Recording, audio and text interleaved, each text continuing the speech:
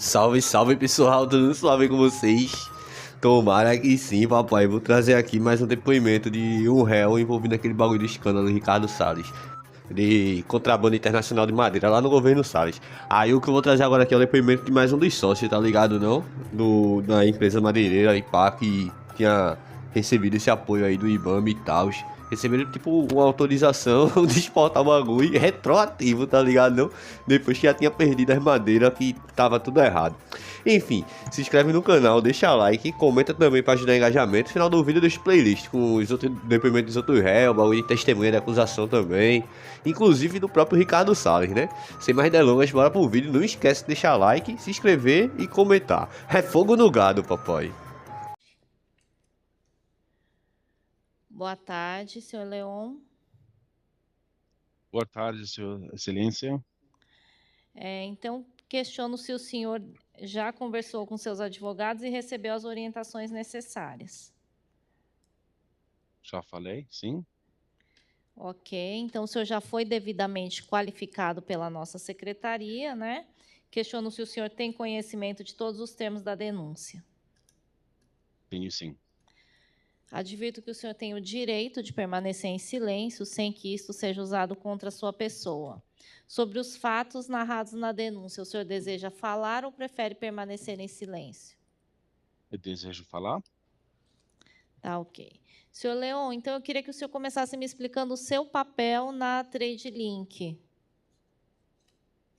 Bem, Sua Excelência, primeiro eu queria pedir desculpa pelo português não é minha primeira língua, então qualquer erro gramático que eu faço, eu peço fazer assim, Sem problema. a situação. Então, às vezes minha cabeça precisa pensar em inglês e depois traduzir em português, então eu só queria falar isso sobre a minha capacidade da língua. Perfeito. Sim, então eu comecei a trabalhar com na TradeLink em janeiro 1997. Eu estou quase 29 anos na empresa. Eu comecei lá em Belém.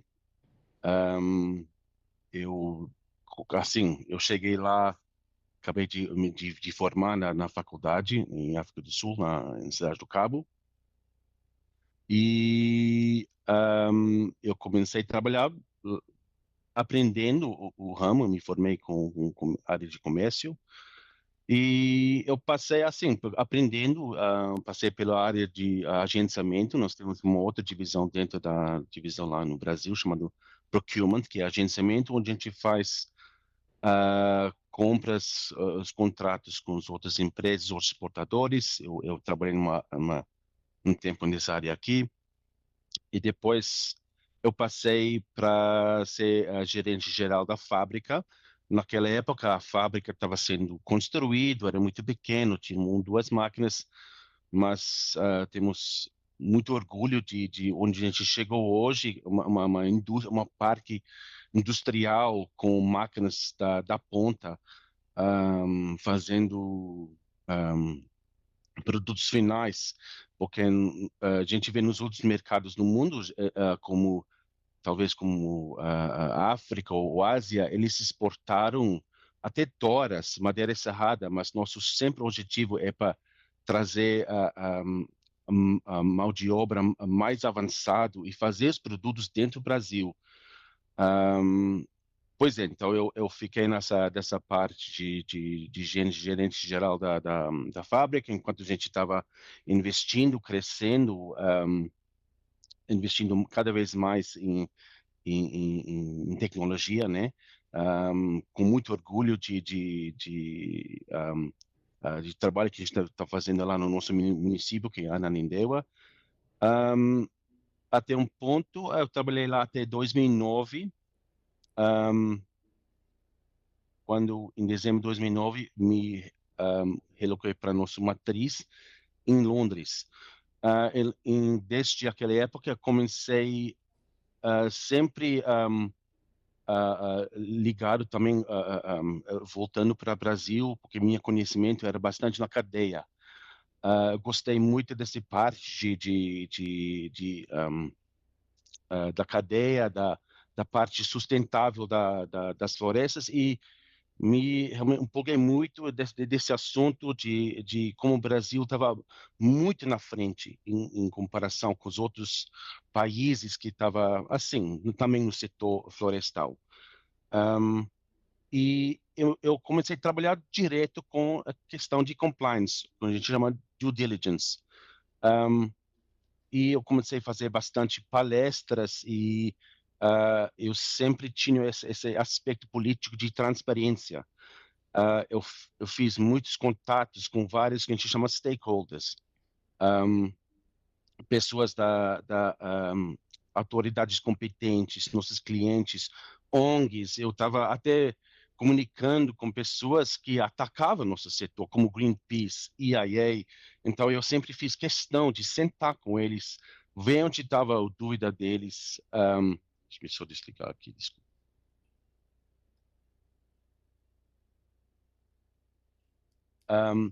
E eu comecei assim, a ganhar uma credibilidade grande no área aqui fora, em questão de mais assim no mundo, mais nos políticos de compra nas cadeias, mas a principal Brasil, porque eu sempre elogiei durante esse tempo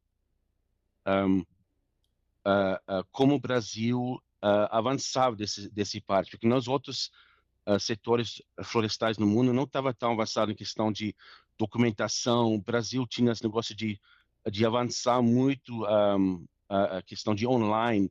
Então, para nós de diligência, deu uma chance de autenticar, verificar documentos. E eu sempre, quando eu fiz apresentações sobre isso, foi um, uh,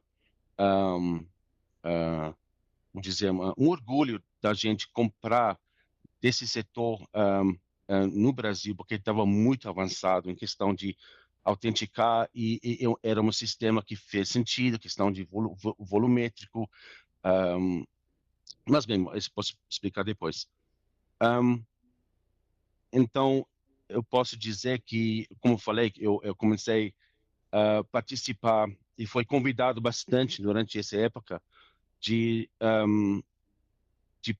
com os ONGs. Tem uma ONG aqui em Londres chamada Chatham House, que é uma organização independente, sem fins lucrativos, né? Esse objeto é para ajudar governos no mundo, empresas, ONGs,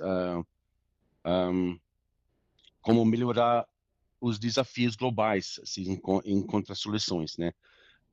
Eu fui convidado pela autoridade aqui na Inglaterra, competente, que cuidava, aqui a gente chama EUTR, que é uma regulação que controla a importação de produtos florestais, e foi convidado pelo essa autoridade de ir com eles para Japão, para Tóquio, para apresentar para o governo do Japão dos desafios que as empresas privativas encontraram, né? Eu fui acho que 2 empresas privativas que foi convidados. Em 2015, eu fui convidado também pela uma organização aqui chamada TRE, TRE, que é o tipo um intercâmbio de fiscalização e regulamentação de madeira no mundo. Eu fui convidado, um dos poucos, acho que 2 empresas privadas, para Viena, para o escritório do ONU, chamado Escritório das Nações Unidas sobre Drogas e Crime, o escritório deles lá em Viena. E desse painel foi marcante, porque eu senti com esses chefes dessas autoridades, incluindo o colega do Dr. Daniel, o Bruno Valente, do Ministério Público, que falou sobre a situação no Pará. Foi também o Sr. Michael Worrell, da autoridade competente na Inglaterra. Tinha também um senhor chamado Roque Piagianion, o advogado senior do litígios do Departamento de Justiça dos Estados Unidos, né? Tinha alguém chamado Shelley Gardner, da USDA Forest, que é Serviço Florestal dos Estados Unidos.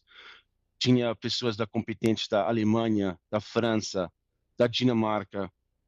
Então, esse foi assim, também um grande orgulho que a gente foi bastante respeitado no nosso contribuição que a gente deu nessa questão de políticas de compra, as políticas que a gente tem de fazer auditoria das nossas cadeias. Como o Juan falou, fomos a primeira empresa para implementar esse uso de imagens de satélite. Quando a gente fez uma pesquisa, a gente tinha o nosso próprio engenheiro florestal que fez auditoria da floresta. Então, foi esse que me dediquei depois de sair do Brasil e também sempre viajando para o Brasil. Eu tenho família, minha esposa é brasileira, é de São Paulo. Meu primeiro filho nasceu em 2007 lá em Belém. Meus sogros moram lá, minha cunhada mora lá, lá em São Paulo. E também faz uma grande parte da minha vida essa ida para o Brasil também. Então, essa aqui é um pouco da minha história. Desculpe se eu Perfeito. falei muito. Tá. O senhor, então, assim, em 2019, na época desses fatos que aconteceram, né? O senhor é diretor da TradeLink, o senhor era sócio da empresa já? Qual que era a sua relação com a empresa? Bem, eu sou diretor da que a gente chama compliance. Diretor de compliance. Isso, aqui na Inglaterra. Mas o senhor tem participação societária também na empresa? Eu sou um diretor inscrito aqui na Inglaterra, da nossa matriz, e também eu sou como acionista ou sócio lá do Trade de Madeiras de Do Brasil. milhões, que é 0,05%. Tá. 0,005, alguma coisa assim. Essa última resposta cortou um pouquinho. Aí o senhor tem essa pequena acionista cota aqui. Era mais 800 cotas de mais de 14 milhões. Está me escutando? Sim. E acho que o cálculo é 0,005%. Eu não tenho nenhuma participação de lucros, eu sou empregado, ganho um salário fixo. Então, essa era a situação, mas eu não tinha nada a ver com a parte operacional da empresa desde que eu saí em 2009, uma década antes. Tá, ok. Mas, assim, enquanto diretor de compliance, o senhor acompanhava a questão da regulamentação da exportação das madeiras? A Sua Excelência, minha orientação para o nosso escritório lá em Belém é seguir a lei em vigor.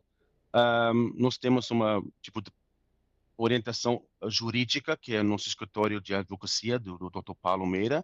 Nós temos nossas associações.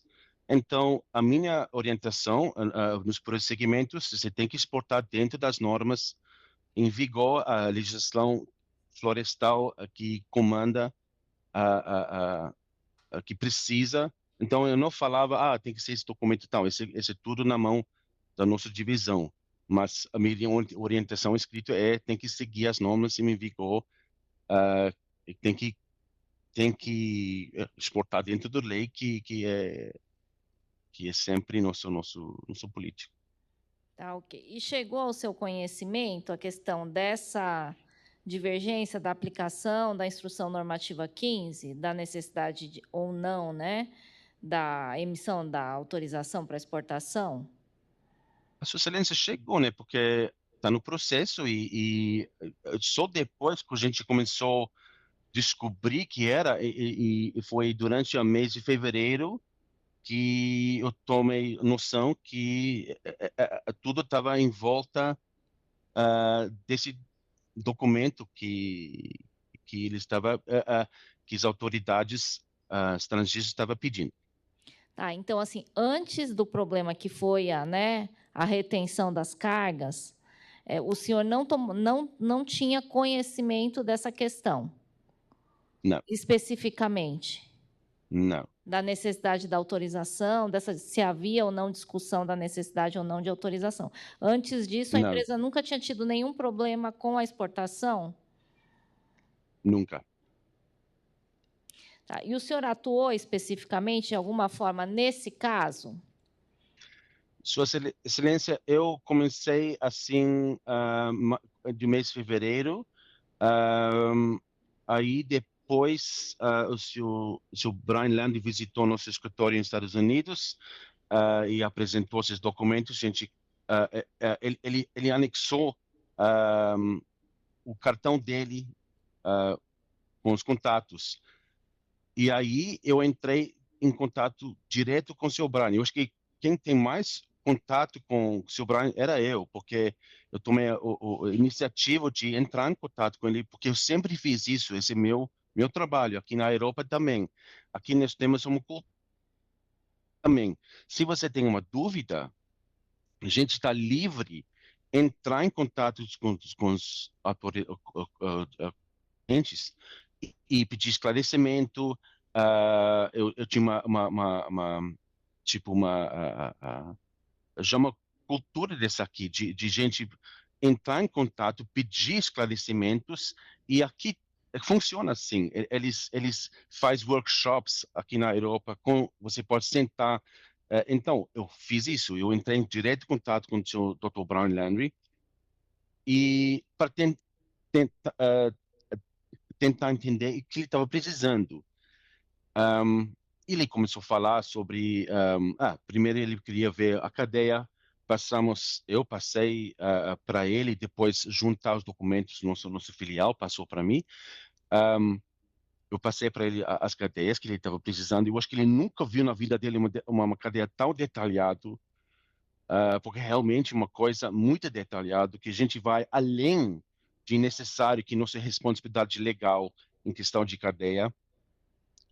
Eu passei para ele, e aí começou uma comunicação quase diário.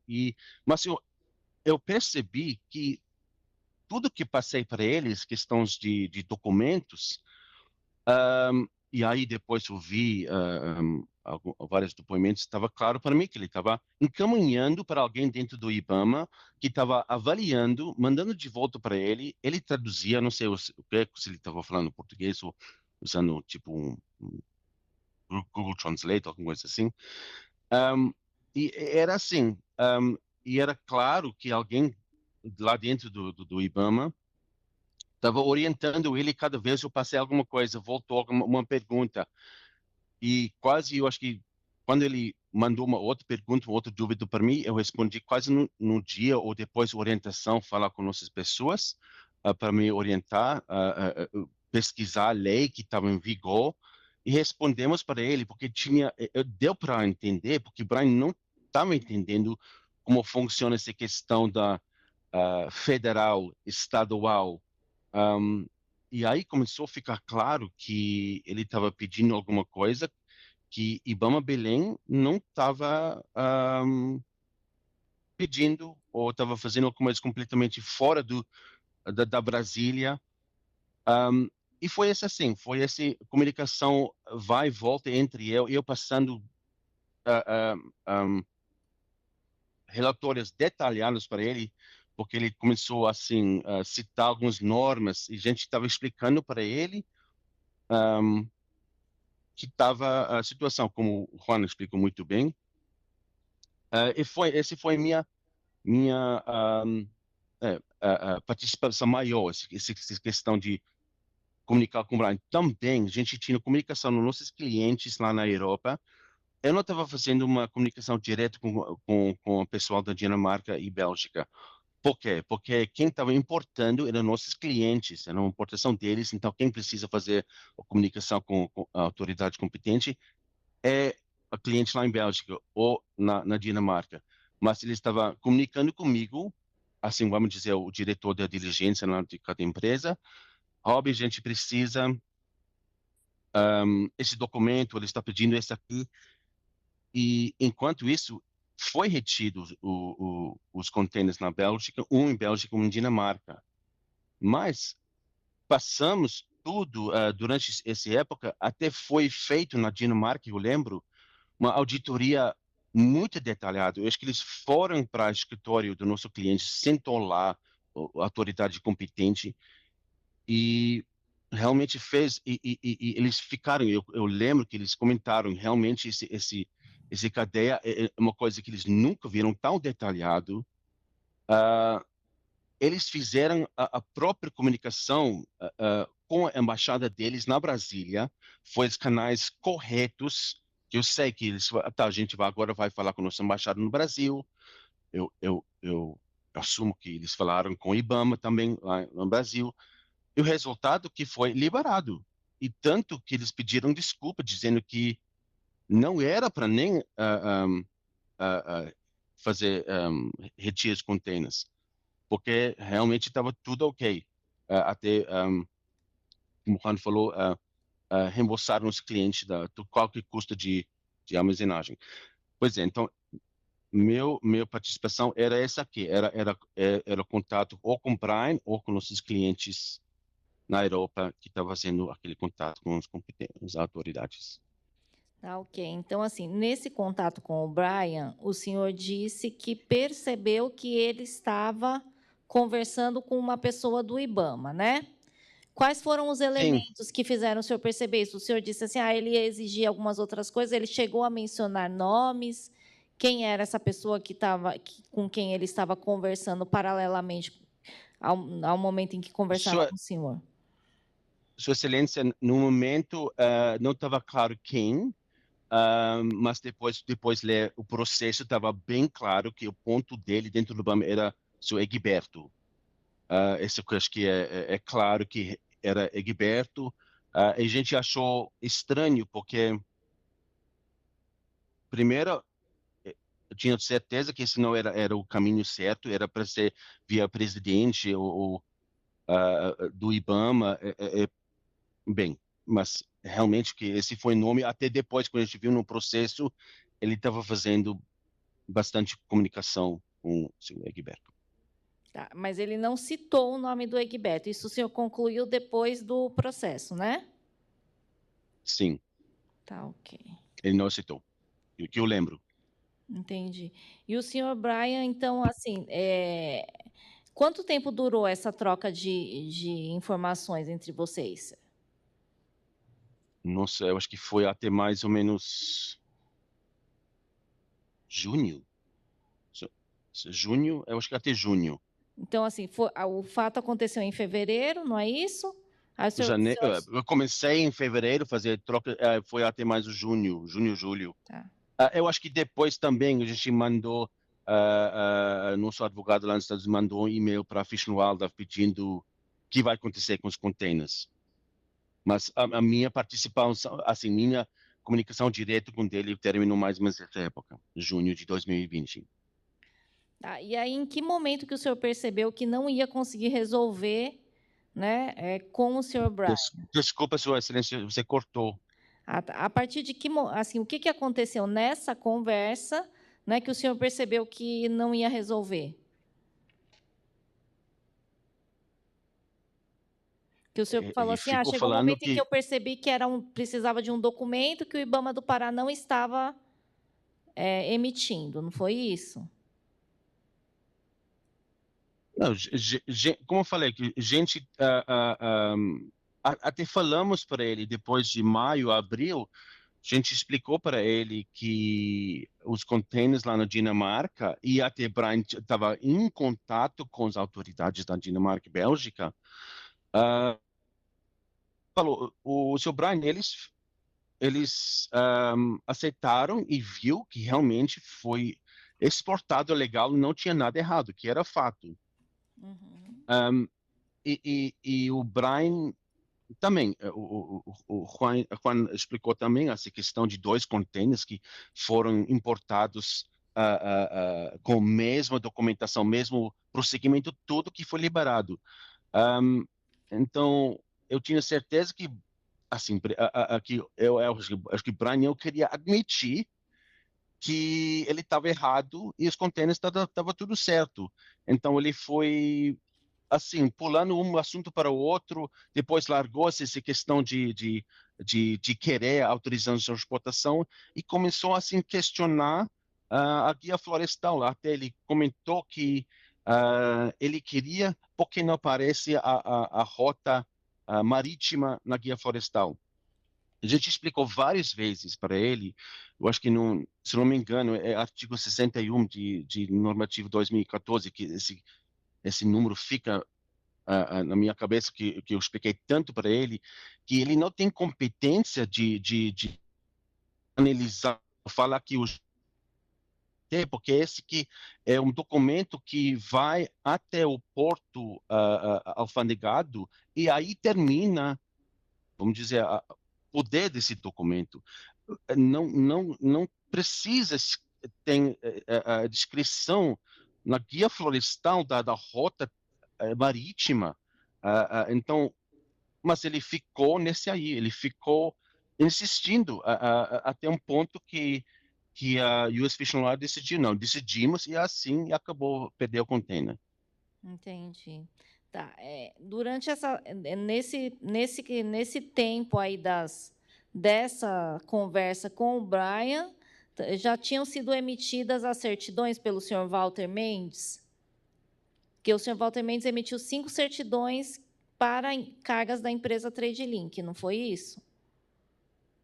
O senhor Foi. se recorda dessa situação?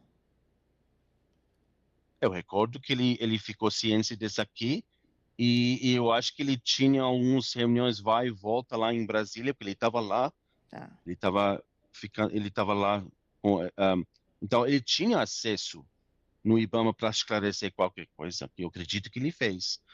Aí também saiu o normativo do presidente BIM, também esclarecendo Ele tudo teve isso. acesso, ele falava nas conversas sobre o despacho normativo e também sobre essas certidões do senhor Walter Sim, Mendes? Tá. E isso foi suficiente? Liberou alguma carga da empresa? liberou. Não que esse que liberou, porque logo depois, como o Juan falou, eles pediram mais documentos também.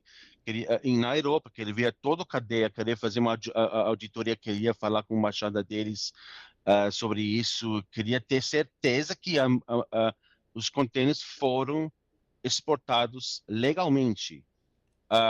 Eu acho que isso é questão desses certidões que era uma certidão confirmando que foi exportado legal. Eles não receberam uma autorização de exportação, mas para Brian não ficou suficiente, porque claro que ele não liberou, mas para as autoridades na Europa, toda a documentação que foi apresentado, eles chegaram à conclusão que os contêineres foram exportados legalmente, que é o fato que foram. Perfeito. Sobre a reunião, né? A tão mencionada reunião em Brasília com o Sim, IBAMA e no Ministério do Meio Ambiente, o senhor participou, tomou conhecimento dessa reunião? eu tomei conhecimento por causa do Juan, mas eu não participei, porque eu só entrei depois dessa reunião e foi por minha sugestão que eu mandei no final de fevereiro um e-mail para o seu Brian pedindo reunião com ele.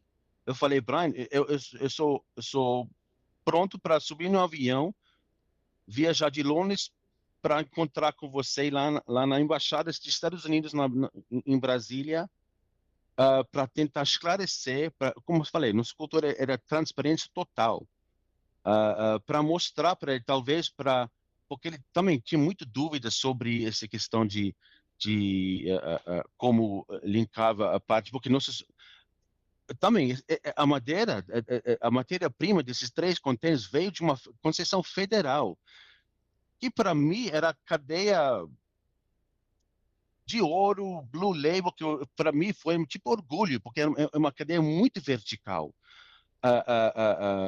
Então, eu fiquei muito surpreso com isso, que ele estava com questões sobre isso. Então, eu queria ir lá e mostrar para ele como funciona essa questão de uma autorização para explorar numa uma Altex, ou talvez era uma Altef, que era do Estado.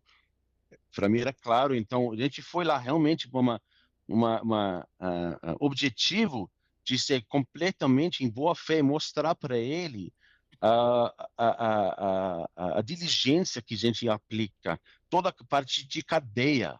que para mim, eu estava com dúvida que ele entendia isso. Então, esse foi nosso, assim, se ser proativo, eu fiz essa sugestão para ele e ele aceitou. A gente foi Ok. lá.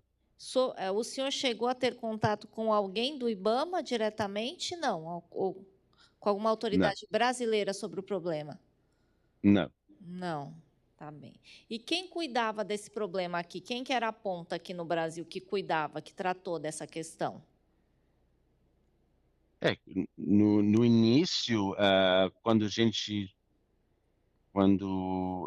não era assim conhecido qual era o problema, era uma comunicação com o Afonso, que quando assim aumentou, ele comunicou direto com o Rony, e depois começou o envolvimento do Juan. Ok. Tá bem, senhor Leon, eu estou satisfeita. Eu vou passar aos doutores, então, aos representantes da PGR, doutor Daniel e doutor Vitor, por favor. Obrigado, Excelência. Boa tarde, senhor Leão. Tudo bem? Tudo bem, boa tarde. Na dinâmica desse problema, e quando o senhor foi se debruçando e até conversando com o senhor Brian Land, na compreensão da empresa, não se exigia mais essa autorização de exportação pelo IBAMA. Que eu fui informado, sim, pela nossa divisão, não. Então, por isso era nossa surpresa, porque não só o Trading, o Dr. Daniel, todo o setor estava exportando conforme de orientações que a gente sempre assim buscou, assim, tinha uma dúvida, falamos com a nossa associação, que tinha um canal com as autoridades, com o SEMAS, com o IBAMA. Então, esse nunca era um problema, nunca sugeriu esse negócio de autorização de exportação. Mas deixa eu tentar, tentar ver se eu seja o mais objetivo. A percepção da empresa, o direcionamento da empresa é que não existia a necessidade dessa autorização, ou existia a necessidade, mas o IBAMA não emitia. Eu não sei se o senhor... É uma nuance diferente. Doutor, esse aqui não é porque não tratava dessa parte de exportação, então para mim era assim, era aquele que negócio de comunicação e entregar informação para Brian. Se eu não estava envolvido nessa questão, se como você explicou, se era a ideia da empresa existia, mas a gente não tá, eu não posso comentar isso aqui porque não estava envolvido com isso aí. Mas como é que isso foi passado para o Sr. Brian? Porque provavelmente a dúvida dele é essa mesma minha. Léo, eu estou tendo contato lá e eles exigem uma autorização. E a empresa, e o senhor aí estava nessa conversa, disse, não existe essa autorização, não é necessária. E aí há dupla compreensão. Ou, A gente não, passou Brian, para ele. Desculpa.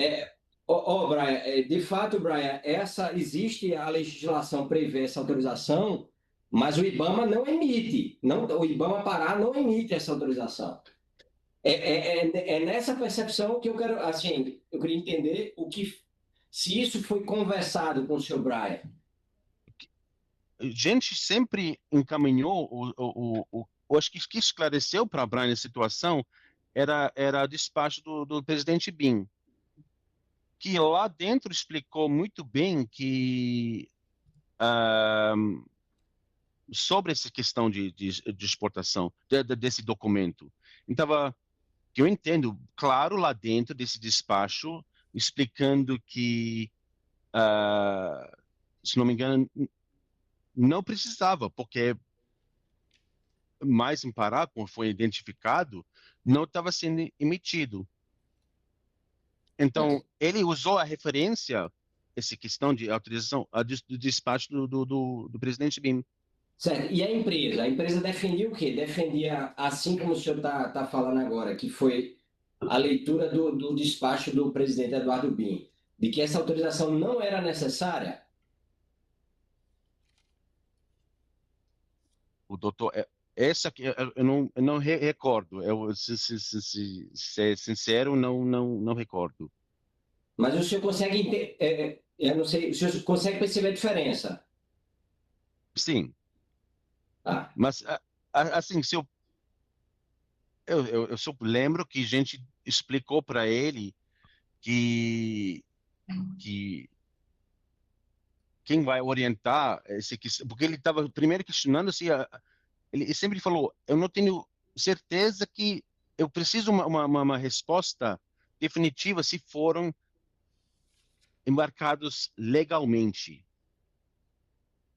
Então, para mim, a gente falou para ele mas a gente sempre seguiu o que estava a responsabilidade da empresa e que tá sendo também esclarecido nesse despacho sobre essa questão de autorização de exportação.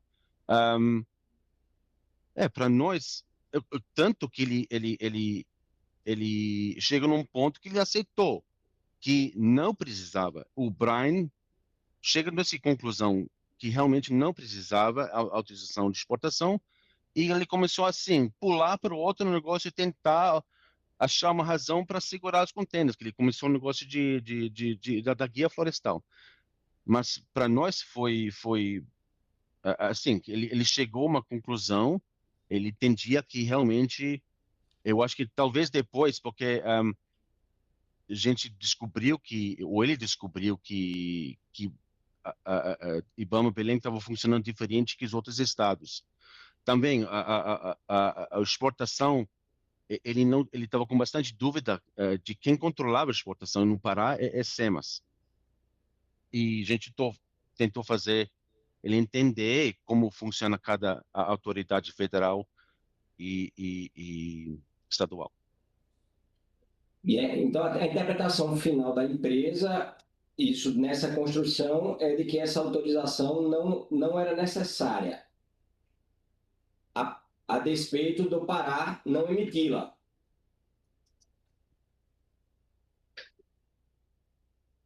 Eu não posso dizer, eu não recordo, doutor Daniel. Eu não quero ser insistente, senhor Léo, e claro que o senhor aqui, mais uma vez, não é obrigado a falar, mas, bom, pelo menos daquilo que o senhor narrou até para a juíza, né, os senhores foram fazer uma argumentação junto ao senhor Brian Landry para demonstrar que aquela carga é legal, estava dentro do parâmetro. Sim. Inclusive, subsidiaram ele, né, com essa documentação do Eduardo Bin, do despacho interpretativo. E aí o senhor, como representante nessa ocasião da empresa, né, o senhor foi orientado, e claro que o senhor devia ter um corpo técnico nisso daí, a compreensão e a direção da empresa era de que existia um pedido, essa autorização ela existia na legislação, ela era solicitada, mas o Pará, não sei por que, qual algum motivo fático, não estava emitindo, e aí a empresa não tinha culpa sobre isso. Isso é um ponto. Ou outro ponto, olha, o Pará não emite essa autorização porque ela não existe, ela não é necessária mais, a norma que exigia isso foi revogada. Excelência, pela ordem, desculpe interromper, procurador, com todo o respeito, mas a pergunta foi feita 3 vezes, em 3 formulações diferentes, e a testemunha já disse que não sabe. Doutor Fábio, estou interrompendo com todo o respeito. Da mesma forma que... Doutor Fábio, o senhor não representa o senhor Leon, ele aqui ele tem a opção, na verdade, é um mas direito nós estamos aqui tratando de um processo penal que é público. Ele não é testemunha, doutor Fábio, ele não é testemunha. Ele tem a opção de responder ou ficar em silêncio. Pela ordem, doutor, me permita, eu agradeço ao doutor Fábio, porque eu tinha acabado de destravar meu microfone para... Doutor Procurador, eu agradeço as suas perguntas, mas essa o senhor Leon já respondeu e eu lhe recomendo, se ela for repetida, que o senhor use seu direito constitucional de silêncio, senhor Leon, porque ele já respondeu, Excelência. Certo. Então o senhor não recorda sobre esse ponto? Não recordo. Certo. Depois desse despacho, o que foi que mudou na dinâmica de exportação da empresa? Como meu colega doutor Juan falou, Daniel, suspendemos todo o setor enquanto tinha essa dúvida que as autoridades estavam precisando. Lógico, porque a gente não pode ter um prejuízo enorme de contêineres detidos. O despacho, acho que não resolveu 100%, porque ainda nossos contêineres ficaram detidos e acabou perdemos nos Estados Unidos.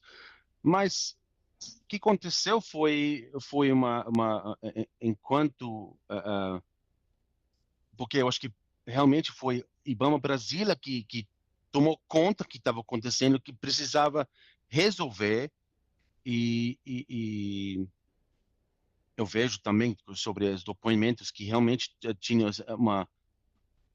vamos dizer, uma, uma, uma, uma briga interna dentro do IBAMA de várias pessoas um, que aí começou esse negócio de tentar resolver.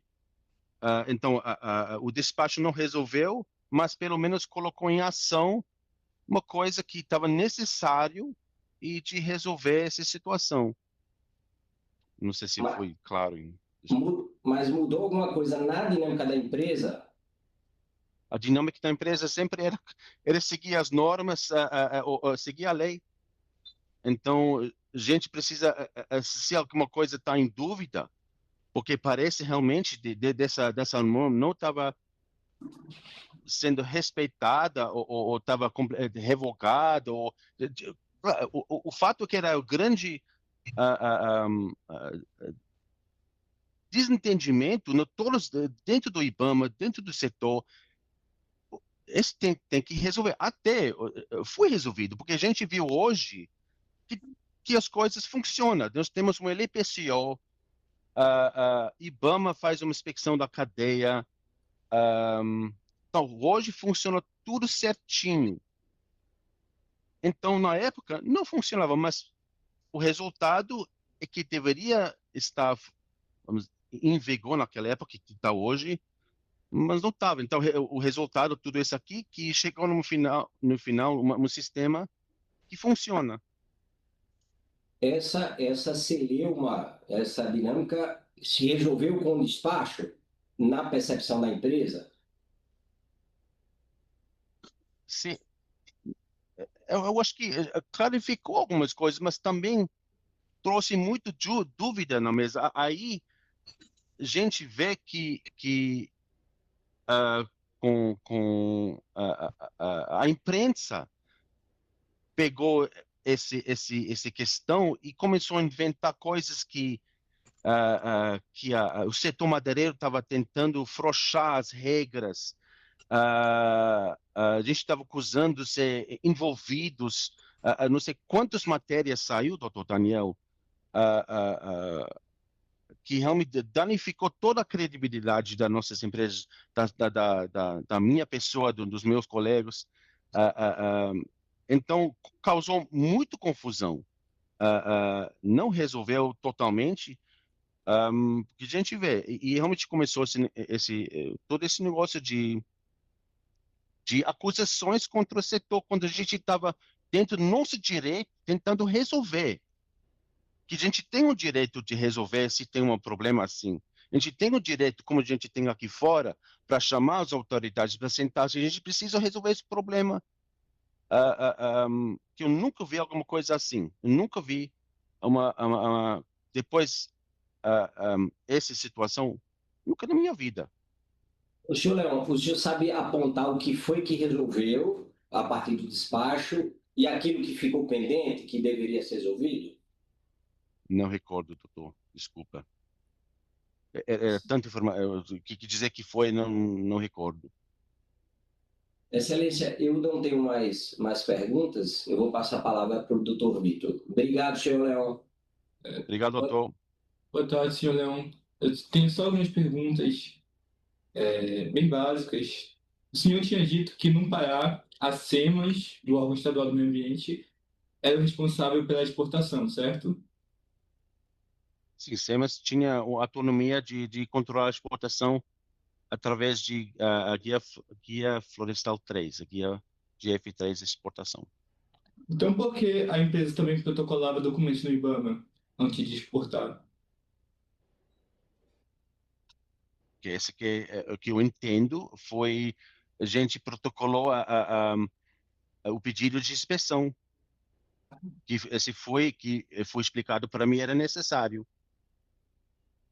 Então, Então todo o doutor Vitor, todo o setor estava orientado a fazer isso. Então não só TradeLink, mas todo mundo protocolou os documentos com o IBAMA como foi orientado.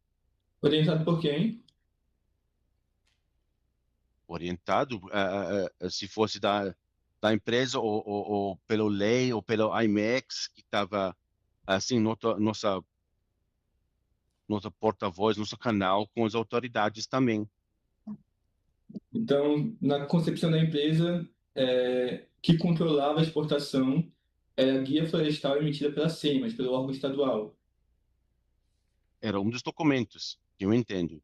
Eu falei, eles são orientados para seguir que precisa dentro da lei para exportar produtos florestais. E se É, fosse uma coisa, hoje temos, por exemplo, alguns espécies que são CITES. Você precisa de uma licença de exportação CITES. Esse é que a lei determina. Então, a gente só pode exportar certas espécies com essa licença CITES. o senhor, como responsável pelo compliance da empresa, se inteirou da IN 15 do IBAMA depois desse incidente de apreensão da carga nos Estados Unidos? Desculpa, doutor, não entendi a pergunta. Depois da apreensão da carga da empresa nos Estados Unidos, o senhor, como responsável pelo compliance da empresa, se inteirou da norma da IN 15 do IBAMA? Não, isso não faz parte da minha responsabilidade, doutor. O senhor, então, não chega a analisar normas internas do. Esse cabe no nosso setor do Brasil.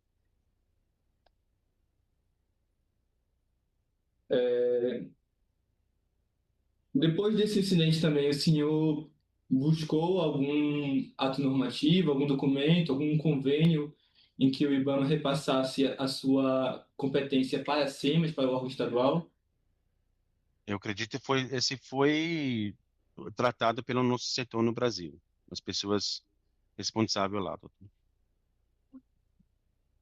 E depois desse incidente, qual foi a sua leitura, qual foi o seu entendimento sobre o que estava bloqueando o recebimento dessa carga nos Estados Unidos? Meu entendimento que foi, a gente estava com uma fiscal, ah, uma certa pessoa que não queria admitir que ele estava errado. Então ele assim ficou martelando dessa questão de tentar achar alguma coisa para manter essa apreensão, que não tem lógica que ele fez. Quando a gente vê outros contêineres entrando com o mesmo documentação, mesmo prosseguimento que foi exportado. E quem é esse fiscal? É o Brian O ou é seu alguém? Brian Landry, sem dúvida, o seu Brian Landry. Então, o senhor acredita que ele quis manter a apreensão por algum tipo de Eu acho relutância, que de resistência? eu acho que ele queria mostrar resultados. Eu acho que ele até foi interessante que a gente ouviu quando ele fez, acho que alguém fez um depoimento que acho que o seu Egberto, que ele encontrou com o seu Brian, e eles decidiram tá, vamos fazer uma projeto ou um exemplo de fiscalizar madeira. Eu queria mostrar resultado. Resultado de quê exatamente? Não, ele queria mostrar alguma coisa, um trabalho, talvez para superiores deles, que está sendo feita uma fiscalização em cima dessa questão de madeira. Então, esse aqui, a gente foi, eu não sei, porque TradeLink foi escolhido, porque isso aqui não é questão de TradeLink. Todas as exportações do setor nos últimos 8 anos que estava sendo feito assim. Na conversa com seus colegas da empresa, do Brasil, com o Juan Pablo, o senhor chegou a tomar conhecimento da questão da caducidade da IN15, da revogação? Eu não assim, não me envolvi com esse parte aí, doutor. O despacho interpretativo, entre aspas, do presidente Bin foi repassado pelo senhor para o Brian, nos Estados Unidos. Só para confirmar essa informação. Desculpa, doutor Vitor, pode repetir a pergunta? O despacho que o presidente Eduardo Bin assinou, aquele despacho interpretativo, foi repassado pelo senhor para o Brian Adams nos Estados Unidos. Foi apresentado formalmente para Eu não ele. me lembro. Eu sei que o presidente Bin tinha um canal direto com o Dr. Brian, então eu tenho certeza que ele mandou direto para ele.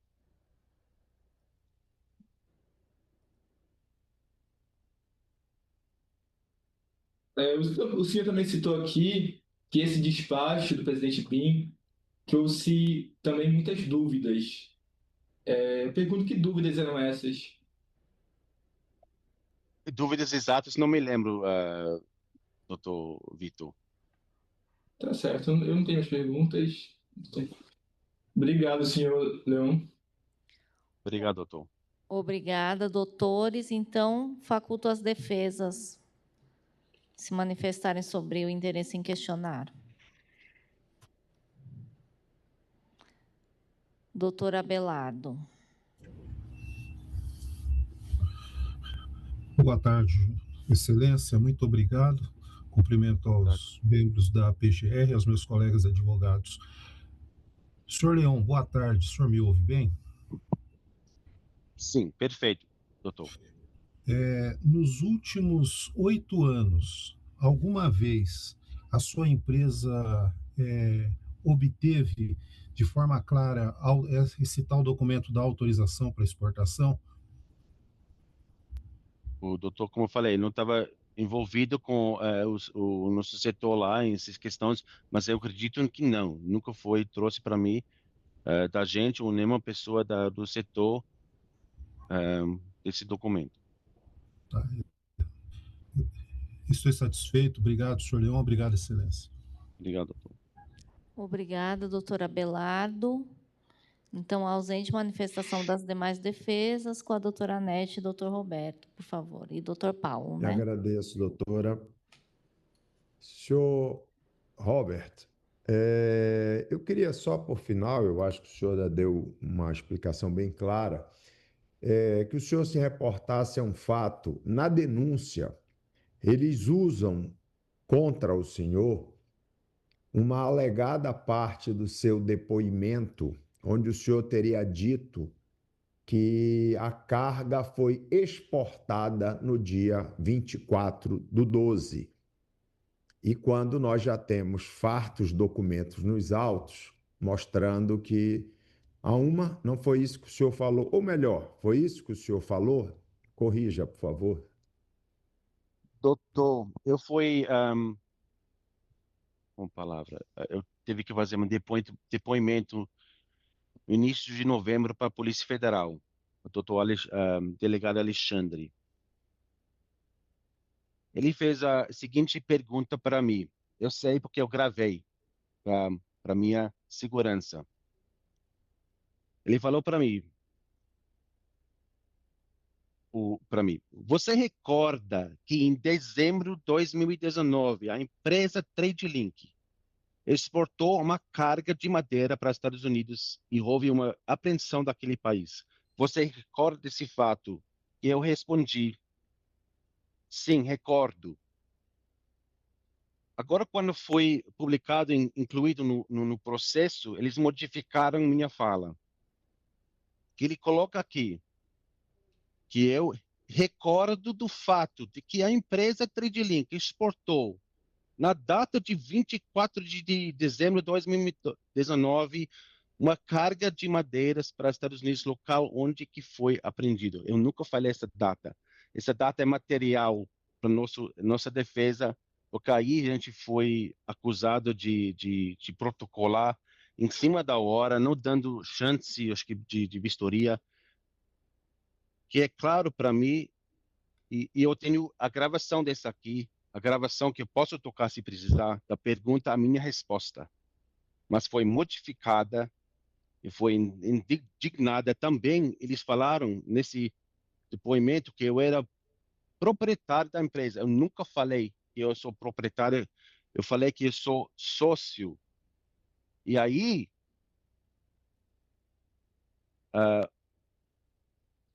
uma consequência disso aqui, e a gente vê que saiu no jornal matérias absurdas. Um deles, um jornal chama De Olho nos Ruralistas, que onde fala três linguadeiras, abraça o braço paraense do Império Madeireiro fundado por Leon Robert Weich em 1979. Doutor, em 1979, eu tinha 15 anos. Eu te garanto que não fundei nenhuma empresa. Então, são essas coisas absurdas que saiu na grande mídia também. E depois, realmente, eu fiquei decepcionado com as autoridades de modificar minha fala, de inserir alguma coisa que eu não falei. Ok, o senhor pode explicar, se tiver condição, como é que foi esse calendário dessa carga apresentada, a chegada de navio e partida do navio, para que fique claro a doutora juíza aqui? Doutor Roberto, os fatos mostram que o navio chegou no dia 25, atracou lá em Vila do Conde e saiu na tarde de 26. Esses são os fatos. Protocolamos com o IBAMA dia 24, são os fatos. Então, não é verdade que o senhor falou isso para o delegado e não é verdade que essa carga foi exportada no dia 24. Exatamente isso, doutor. Ok, eu me dou por satisfeito, agradeço as respostas. Meu colega Paulo Meira, não sei se o senhor quer continuar. Não, muito obrigado. Eu não tenho perguntas a fazer. Ok, então, por fim, Leon, se você tem alguma consideração final a dizer aqui à Justiça, esse é o momento. Doutor, eu só posso dizer que realmente que depois tudo isso, o efeito foi bastante ruim. Como eu falei, eu trabalho, meu trabalho, meu nome é ligado com competência, diligência, e esse que acabou com minha credibilidade de ser nomeado num processo criminal de exportar contrabando, quando a gente fez nada de ocultar, tentar exportar alguma coisa ilegal. Pelo contrário. Então, como falou, o efeito disso aqui na, na empresa, na minha vida pessoal, era devastroso. Esse ano,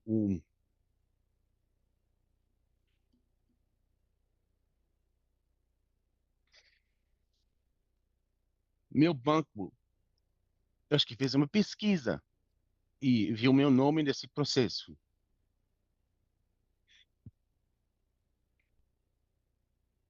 E falou que a partir de agora não pode mais fazer serviços de financeiro para mim, não pode fazer mais investimentos para mim.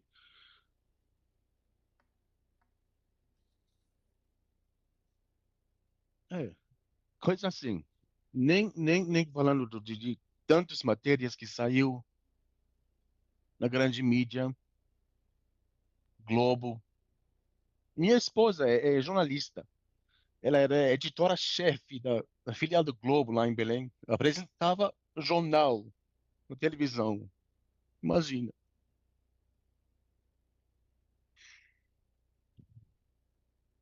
Desculpa, doutor. Nada mais. Ok, senhor Leão, lhe agradeço por sua resposta. Doutora, eu encerro por aqui. Obrigada, doutor. Obrigada, senhor Leon Robert. Declaro encerrado, então, o interrogatório. Obrigado Doutor, pela licença. obrigada. Desculpe qualquer coisa. Inscreva-se, curta e compartilhe. E se possível, manda um Pix. Estou precisando muito e só o Bolsonaro que não precisa recebeu. Até a próxima!